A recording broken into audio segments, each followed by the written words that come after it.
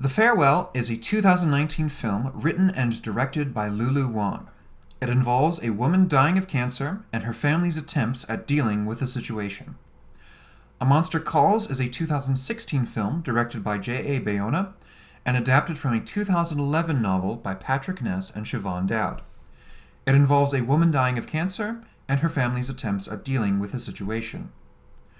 Many audiences would say that the similarities between the two films end there. After all, one film is a realistic drama, while the other is a work of low fantasy. One woman is a content and elderly grandmother, while the other is a struggling single mother. And one protagonist is a disillusioned, Americanized young adult, while the other is a brooding and troubled teenager. However, while each film examines the struggle of coming to terms with a family member's death through a different lens, the two lenses, when placed together like a pince-nez, provide a three-dimensional look at their subject matter and illustrate how the notions of culture and fantasy are not so easily separable as we might think. In this video, I would like to take a look at the matters of loss and grief through these lenses. Firstly, through each lens individually, and then through them both together, while illustrating the lessons they teach along the way. Fair warning though, these analyses will spoil the plot twists of both films, so if you want to avoid those, stay clear. Also, I hope you brought some tissues because, well, you just might need them.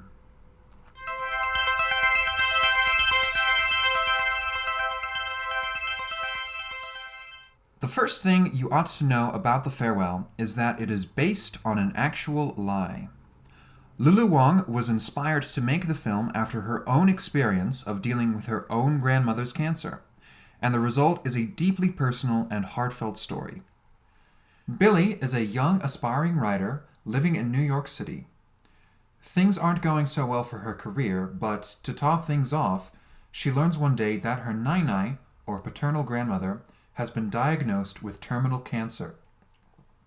The doctors say that Nai is a goner, and all that the family can do now is hope Nai's final days are peaceful ones. When Billy asks how Nai has taken the news, though, her parents surprise her by revealing that they won't actually tell Nai any of this. Why is that better? Chinese people have saying, when people get cancer, they die. It's not the cancer that kills them. It's the fear. Everyone wants to be with Nai for her final days, but no one wants to let on that the reason for this desire is Nai's cancer. So, Billy's cousin, Hao Hao, is roped into a shotgun wedding to justify the family gathering in Beijing, where Nai lives. Billy wants to tell Nai the truth, but she is only allowed to join her family on the condition that she keep mum on the subject of cancer. And so, reluctantly, she agrees, and must spend the next few months keeping her Nai's condition a secret. The film is very skilled at highlighting and ribbing cultural differences. There's a cute scene where Hao Hao and his Japanese girlfriend Aiko are taking wedding pictures, and Nai wonders if something is up, because Aiko seems awkward and embarrassed at displaying the open affection which the photographer calls for. But really, this is just a matter of Aiko not being used to PDA, as it is far more taboo in Japan than in China. Another example, while Billy worries about her father's relapse into alcoholism due to his grief, his drinking, while excessive by American standards, isn't anything suspicious to the rest of the family. There are lots of little clever moments like these, but perhaps the most important part is that in these moments, Wang acknowledges that these social conventions are social constructs, and rather than illustrating intrinsic racial qualities, conventions merely illustrate a particular way in which a universal human desire is expressed. The most obvious way this understanding plays out is through the film's handling of the topic of grief. The central conflict of the film revolves around Billy struggling with whether to tell her grandmother the truth about her cancer or not. Billy is honestly somewhat taken aback by the insistence her family displays on not telling Nai. After all, doesn't a person have the right to know when they are dying? Nai ought to be told, Billy reasons, because she's the one who has to deal with the cancer. Shouldn't she be given the chance to put her affairs in order, instead of being subjected to this roundabout farewell? In contrast to Billy, her less Americanized family members regard telling Nai the truth as a selfish and cowardly act. If there is nothing to be done about a person's health, then the best thing to happen is for the final days of that person to be filled with happiness and love. Would Billy ruin the wedding ceremony and festivities by burdening Nai with the knowledge of her impending doom? To Billy's relatives, telling Nai would not help her come to terms with her terminal illness. It would only make her final days full of fear and helplessness. And it would be selfish, because it would put the burden of grief squarely on Nai's shoulders, instead of allowing that burden to be carried equally amongst her family. To justify this argument, the idea of culture is brought into play. While American culture might regard telling the truth as the right thing to do, Billy's family insists that Chinese culture maintains the opposite. It is a matter of collectivism versus individualism, they assure Billy. The individualist American might regard the burden of grief as something that must be taken by the individual, and disregarded by that individual's friends and family.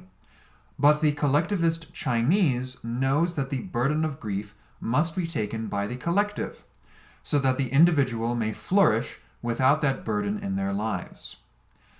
Unlike Billy, who would tell Nai out of selfishness, her family adamantly keeps the secret out of selflessness.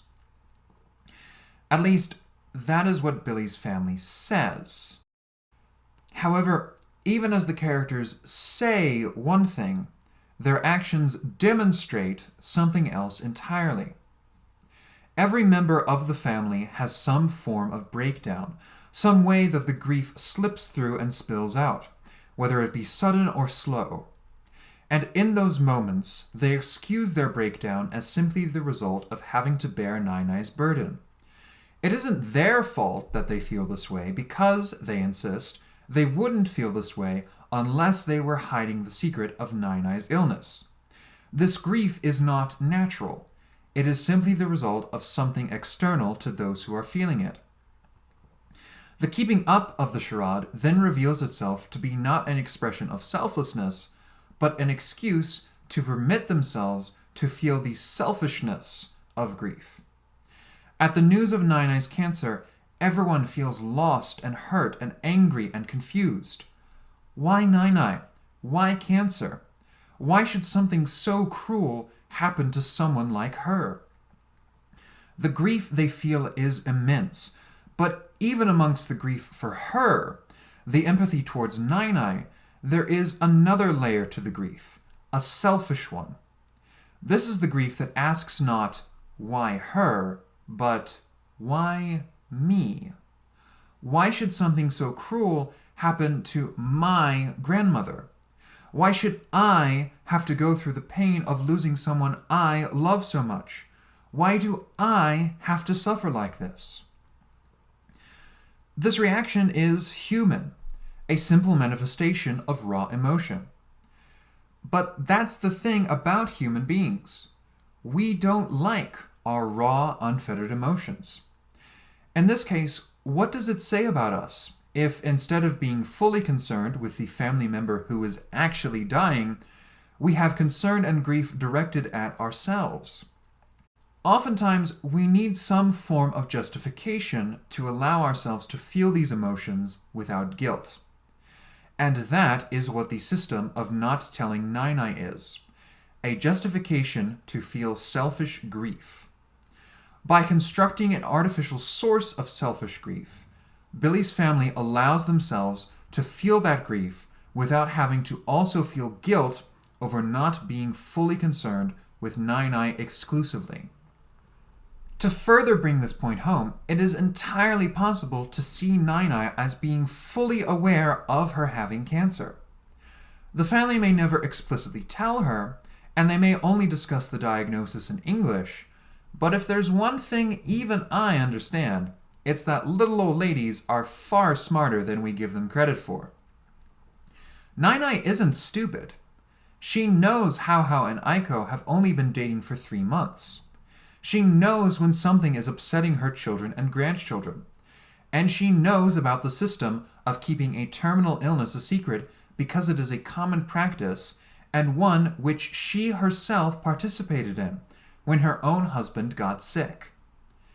If the doctors and family members don't even try to give a reason for her constant medical checkups beyond benign shadows, and if, when she says goodbye to her family, she has her own breakdown, as though she realizes she will never see her family again, then regardless of the language barrier, I think there is a strong case to be made for Nai already knowing about her cancer.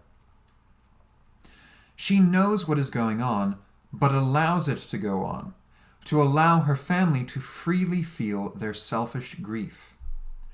Without the lie, without the convention of not telling the truth, her family would not be able to come to terms with their grief. And so, she allows the charade to go on, not to protect herself, but to protect her children and grandchildren. Then, you know. You've known. I watch, I hear, I learn. Wei Tong is my son. Looking at the film from this perspective adds another touching and heartfelt layer to the story. And what's fascinating about this perspective is the fact that in interviews and discussions, Lulu Wang has remained adamant that her own grandmother, whom Nai is based on, never found out about her own cancer. The entire film crew had to take a vow of silence to not spread the truth to Granny Wang when she visited them, and Wang has been unable to show the movie to her grandmother for fear of letting out the truth. And yet, despite Wang's insistence to the contrary, I would still say there is a strong case to be made for Nai already knowing about her cancer because the farewell has transcended the actual lie it was based on to become its own story. The Farewell may be a very personal film, with Lulu Wang and her own life informing every aspect of it, but despite this individuality, the message it communicates is one that reflects not only her life, but the life and experience of anyone who has gone through the grief of loss. It is, ironically, this sense of individuality that gives the film a sense of universality, and which, I contend, allows it to remain open to interpretation.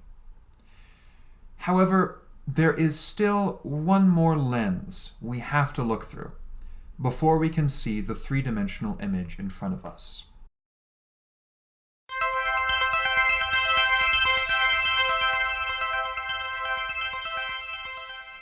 The first thing you ought to know about A Monster Calls is that it is based on an actual loss.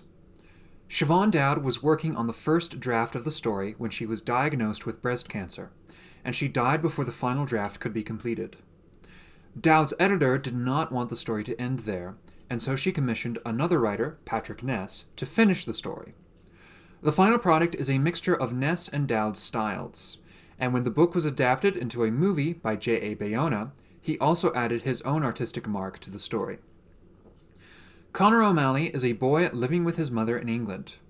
His mother has cancer, and Connor himself has had trouble sleeping the past few months due to a recurring nightmare, the details of which he will not divulge. All we see of the nightmare is that it involves his mother being swallowed by the earth, and Connor desperately clinging to her hand. One night, when he wakes from the dream, though, something strange happens. The old yew tree near his house comes to life, and it speaks to Connor. It claims to know the truth that Connor so desperately wants to hide, and that, for the next 3 nights, it will come to Connor and tell 3 stories. After that, Connor must tell his own story, the truth that he hides, and if he does not, the monster will eat him. As promised, the monster returns and tells its 3 stories, but Connor cannot understand the significance of them. Their morals are amoral. They raise more questions than they answer, and nothing about them resembles the neat and tidy bedtime stories Connor is so used to hearing. Not helping matters is the real life Connor must return to every morning. His mother's condition is only getting worse. His father comes back, but remains the unreliable man his mother divorced. His grandmother, whom Connor has never really gotten along with, takes him in while his mother is hospitalized. And a schoolyard bully grows more brazen in his torture, thanks to Connor's current state. Throughout all these events, there remains the question of whether the monster is even real, or simply a product of Connor's fevered imagination. There certainly is enough going on in his life to warrant a breakdown, but breakdowns rarely manifest themselves in such a tangible way. Also, both Connor and we clearly see the monster interacting with the world, and the results of that interaction do not disappear once a third party arrives on the scene, but all the results of the monster's actions are within the ability of Connor to pull off. Perhaps the monster being invisible to all but Connor reflects how Connor feels he himself has become invisible to the world, but then why would the manifestation of this desire to be seen take the form of a monster? I'm not invisible! Can you hear me? I'm not invisible! The answer lies in all four stories and the mixed messages they present. The first story is about how there are rarely completely good or completely evil people in the world. The second story is about the power of belief. The third story is about the monstrous undercurrent that can permeate even the most innocuous of desires. And the fourth story is the truth of the dream Connor keeps dreaming. That truth is that Connor wants his mother to die. In the dream, when the earth is ready to swallow his mother whole, and all that keeps her aloft is Connor's hand, Connor lets go before he wakes up in horror and revulsion. He lets his mother die because he knows that she isn't getting better. The treatments the doctors give her do not work. They only prolong her suffering. And when Connor sees his mother suffer, he finds his primal, overwhelming desire to be wanting that suffering to end. But the only way for that to happen is for her to die. And so Connor is caught in a terrible dilemma, where he finds that the thing he wants most is for his mother to die, and he feels like that makes him a completely evil person. The stories, then, are reflective of the role stories and fables have played for centuries. They exist to teach Connor something about life, and to make that part of life easier to deal with and endure. But sometimes in life, there are no happy endings, no neat moral platitudes, no tidy ways to explain what we witness and endure. Sometimes the lessons we need to learn cannot be encapsulated into something orderly and structured. Sometimes we simply feel raw, unfettered emotion, regardless of how we might not understand or even like what we feel. The value of fantasy, then, as reflected by A Monster Calls, is that you are not alone in the raw, unfettered emotions that you feel. Somewhere, someone out there is feeling what you are feeling and wondering how to deal with it. And through fantasy, through fables and stories we tell each other, we may come to terms with that emotion.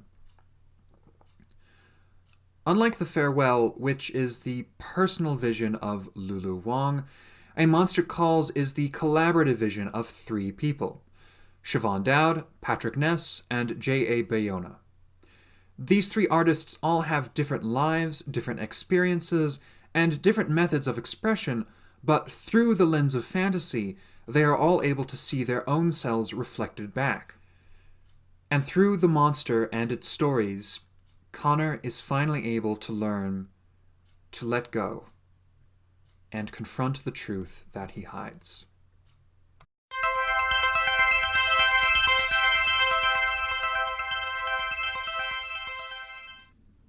If you are British, or even simply an Anglophone, you will no doubt have heard the story of King Arthur.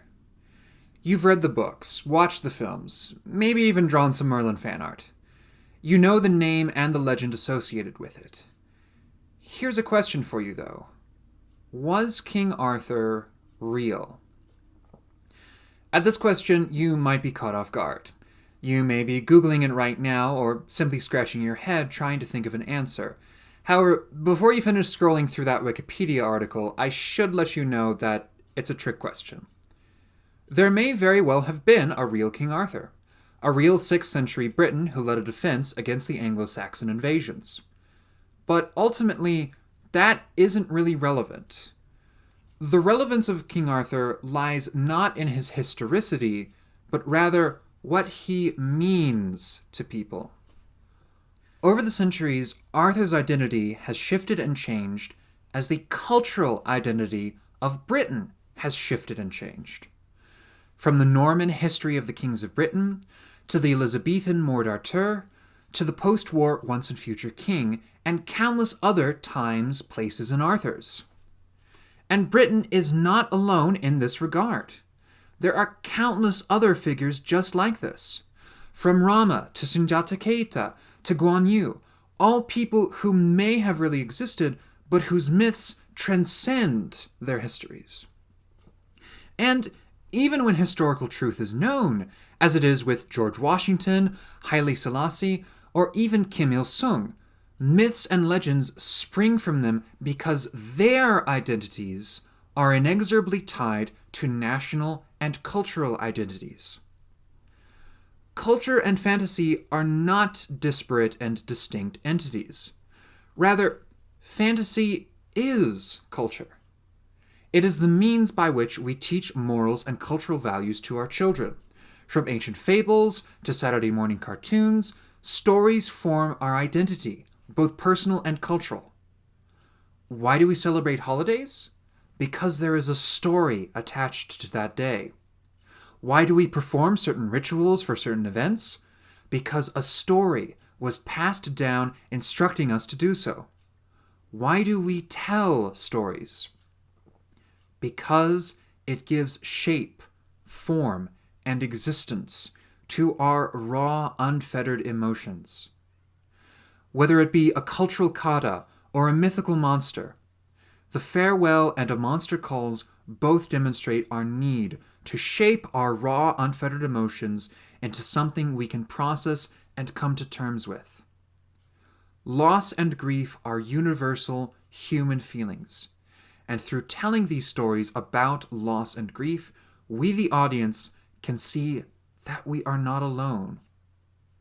Someone somewhere is going through what you are going through right now, and whatever pain or fear you feel, you are not alone in feeling it. You are not alone. Really and truly, you are not alone. Okay. I love you, Nai. I love for you. I love for you. I'm Marco Keane, signing off, and I hope you liked this video. If you did, and you'd like to see me make more, please leave a like or comment down below and subscribe to my channel. Take care, and I'll see you in the next one. Bye.